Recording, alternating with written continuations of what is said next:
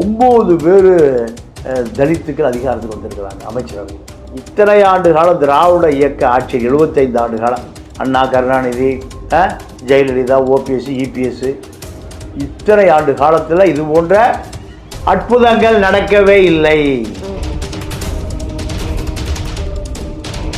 கிறிஸ்துவர்களும் தலித்துக்களும் தான் ஆட்சி நடத்துகிறார்கள். அப்போது இது சங் பரிவார், பாஜக போன்ற சனாதன ஆட்களுக்கு பெரிய கவலையாக இருக்குது. தாழ்த்தப்பட்ட மக்கள் திருமாவளவன் தாண்டி போயிட்டாங்க. ஏப்பா நான் இங்கே நின்றுட்டு இருக்கப்பா, இங்கே நெல், நாங்கள் போகிறோம். எங்கே போயிட்டாங்க? விசிகா போயிட்டாங்க. திமுகவுக்கும் கோபம், பாஜகவுக்கும் கோபம். 2 பேரும் ரகசியமாக கை கொடுக்கிறார்கள். இப்ப திமுக தனித்து விடப்பட்டிருக்கு அப்படின்னு எடுத்துக்கலாமா? உண்மை அதுதான். திமுக இப்போ திருமாவை கடுமையான கோபம் இருக்கு. திமுக ராஜா அறிக்கை பார்த்தீங்களா?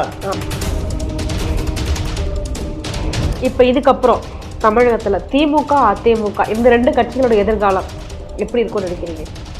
திமுக எதிர்காலம்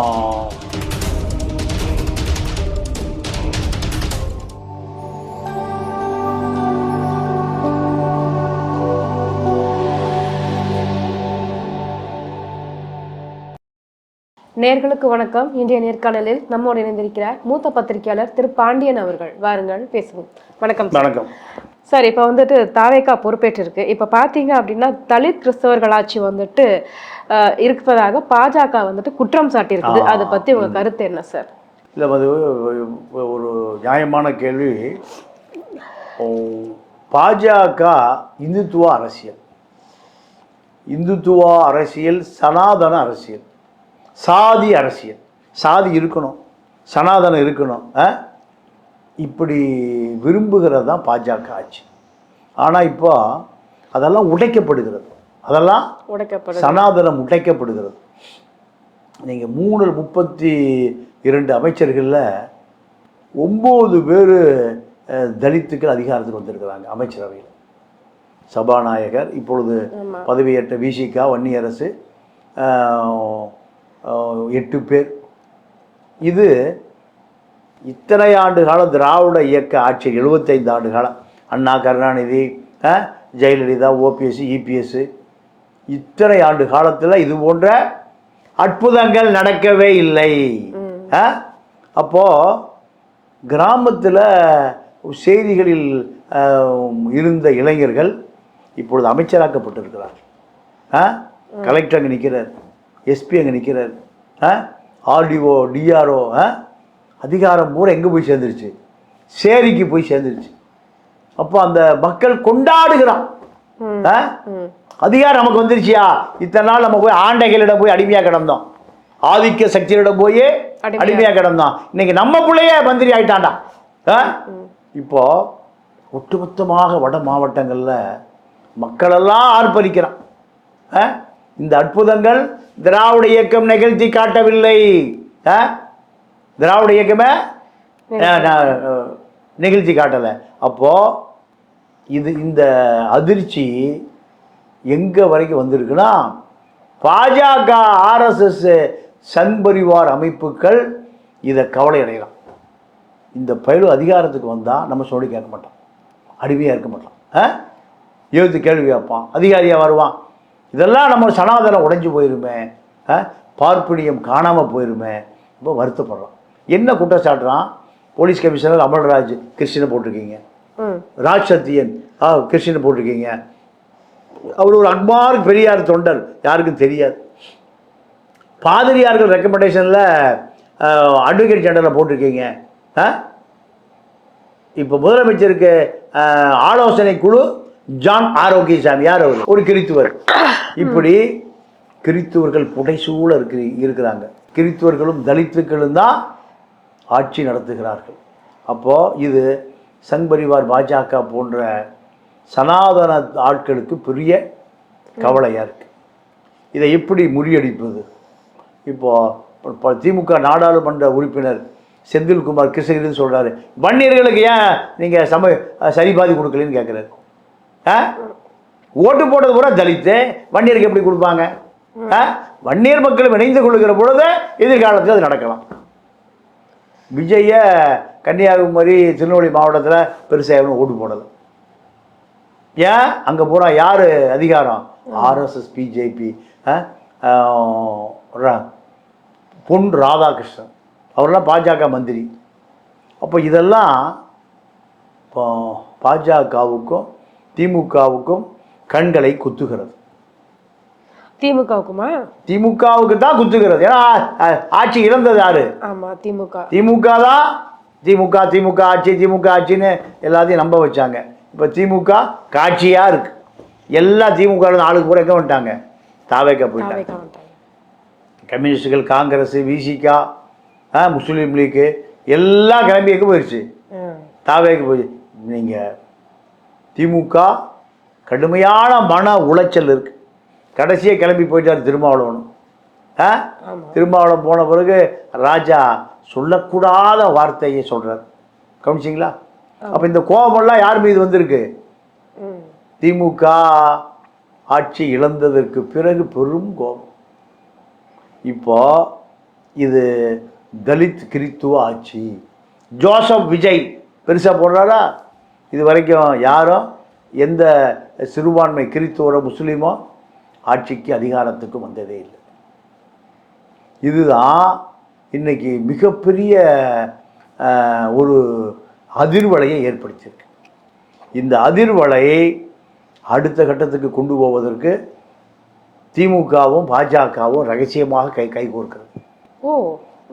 திமுகவும் பாஜகவும் ரகசியமாக கைகோர்க்கிறது. நீங்கள் உயர்நீதிமன்றத்தில் ஒரு பார் கவுன்சில் இருக்கு. அங்கே தலித்துக்கள் உறுப்பினரே ஆக முடியாது. உறுப்பினரே ஆக முடியாது. ஏன்? படித்தவர்கள், பண்பாளர்கள், வழக்கறிஞர்கள், சட்டம் படித்தவர்கள், ஜனநாயகத்தை காட்பவர்கள். ஆனால் தலித்தை உள்ள விட மாட்டாங்க. ஏன்? அதுக்குள்ளே மெம்பரை தலித்து உறுப்பினரால் என்ன கெட்டு போயிடுது? ஒரு சொல் தண்ணி மோந்து குடிக்க முடியாது. இப்போவும் உச்ச நீதிமன்றத்தில் வழக்கு இருக்குது. ஏன் எங்களை சேர்த்திக்க மாட்டேங்கிறீங்க? உலகத்தில் இப்படி எங்காவது கேள்விப்பட்டிருக்கீங்களா? சட்டம் படித்தவர்கள், மூத்த வழக்கறிஞர்கள், அவர்கள் தான் அங்கே பூரா ஜட்ஜி லாபி தான்.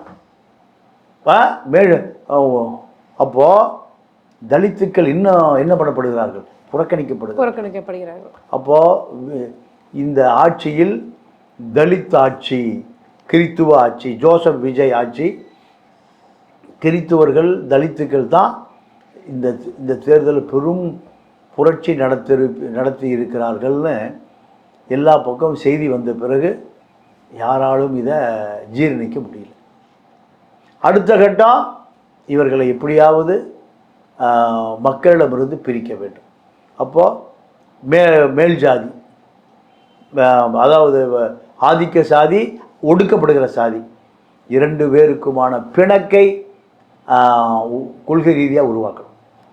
அந்த ஓட்டு, அதாவது தமிழ்நாட்டில் ராமதாஸ் வந்த பிறகு ஒரு திட்டம் போட்டார். திமுக அண்ணா திமுக எப்படி ஆட்சியை ஒட்டச்சி எடுக்கிறது. அருமையான திட்டம். UP formula, SC, BC, minority. அப்போது எஸ்சினா வடக்கே தலித்துக்கள், தெற்கே தேவேந்திர குல வேளாளர் அவர்கள். எஸ்சி வந்துட்டாங்களா? ரெண்டு பெரிய ஜாதியாக தமிழ்நாட்டில். அடுத்து எஸ்சி, பிசி, வன்னியர், முக்குளத்தோர், நாடார், கொங்கு, இவர்கள் தான் பிசி. மைனாரிட்டி கிறித்துவ, முஸ்லீம், மைனாரிட்டி. ஆட்சிக்கு வந்துடலாமா? இதைத்தான் யார் திட்டம் போட்டான்? ராமதாஸ் திட்டம் போட்டார். யூபியில் முலாயம் சிங் யாதவ் முதலமைச்சரை ஆகி காமிச்சார். இப்போ இந்த ஃபார்முலாவை இப்போ விஜய் எடுத்துட்டார். எஸ்சி அத்தனை பேர் வந்து சேர்ந்துட்டாங்க. வந்துட்டாங்களா? தாழ்த்தப்பட்ட மக்கள் திருமாவளவன் தாண்டி போயிட்டாங்க. ஏப்பா நான் இங்கே நின்றுட்டு இருக்கப்பா, இங்கே நெல், நாங்கள் போகிறோம். எங்கே போயிட்டாங்க? விசிகா போயிட்டாங்க. ரைட்டு. மைனாரிட்டி கிறிஸ்துவர்கள் பூரா அங்கே போயிட்டாங்களா? அப்போ எஸ்சியும் போயாச்சு, மைனாரிட்டியும் போயாச்சு. முஸ்லீம் அப்படியே கொஞ்சம் நகர ஆரம்பிச்சிருக்காங்க. கம்யூனிஸ்ட் வந்துட்டாங்க, காங்கிரஸ் வந்துட்டாங்க. எங்கேருந்து? திமுக யாராவது வந்துட்டாங்க, கம்யூனிஸ்ட், இவர்கள் தான் பாஜக எதிர்ப்பு முகம் இல்லையா? ஆமா. காங்கிரஸ், கம்யூனிஸ்டுகளும் இந்த தலித்துகளும் தான் பாஜகவுடைய எதிர்ப்பு முகம். இதுதான் திமுக போட்டுதான் முகமூடி.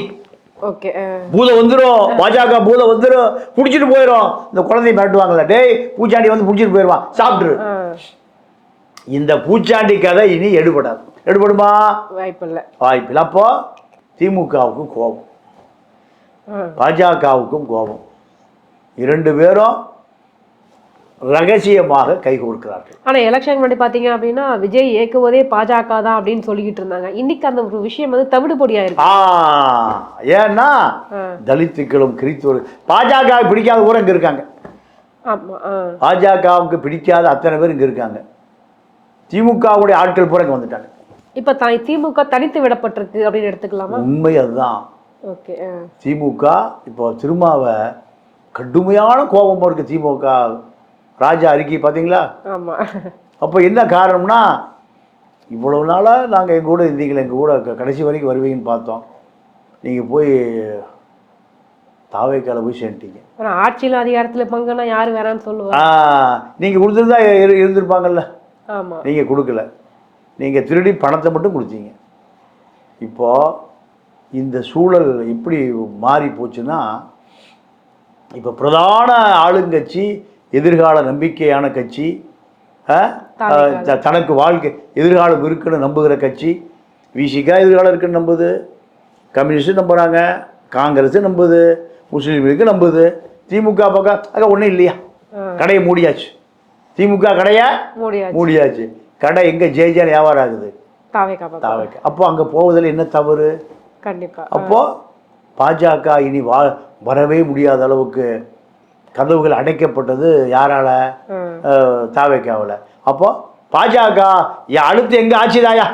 திமுக அண்ணாதிமுக காலி பண்ணிட்டு எங்கே ஆட்சி தான்? நாங்கள் திமுக அண்ணாதிமுக காலியாகி இப்போ யார் ஆட்சி வந்துருச்சு? தாவேக்கா வந்துருச்சு. அப்போ அவர்களுக்கும் கோபம்.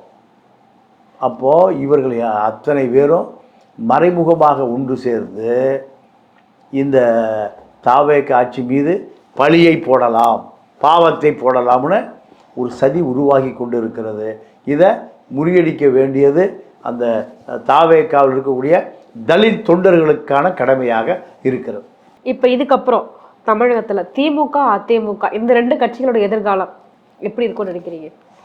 திமுக எதிர்காலம் பெரிய கேள்விக்குறி. அதிமுகவுடைய எதிர்காலம் 25% வாக்குகளை அதிமுக வச்சிருக்கு. இது பிரதான எதிர்க்கட்சியாக செயலாற்றினால் இவர்கள் வெற்றி பெறுவதற்கு வாய்ப்பு இருக்கு. ஏன்னா திமுக மீது இன்னும் கோபம் அடங்க 10 வருஷம் ஆகும். திமுக மீது கோபம். திமுக கூட்டாளிகளே அணி மாறி விட்டார்கள். அதிமுக கூட்டாளிகள் அணி மாறலை, அங்கே தான் இருக்காங்க. பாஜகவிலிருந்து அதிமுக வெளியேறினால் சிறுபான்மை முஸ்லீம் வாக்குகளை ஒரு 5% எடுத்தால் அதிமுக எதிர்காலத்தில் வளர்வதற்கு நல்ல பிரகாசமான வாய்ப்பு இருக்கிறது. கண்டிப்பாக சார். எங்கள் கேள்விகளுக்கு ரொம்ப சிறப்பான பதில் சொன்னீங்க சார். நன்றி, வணக்கம்.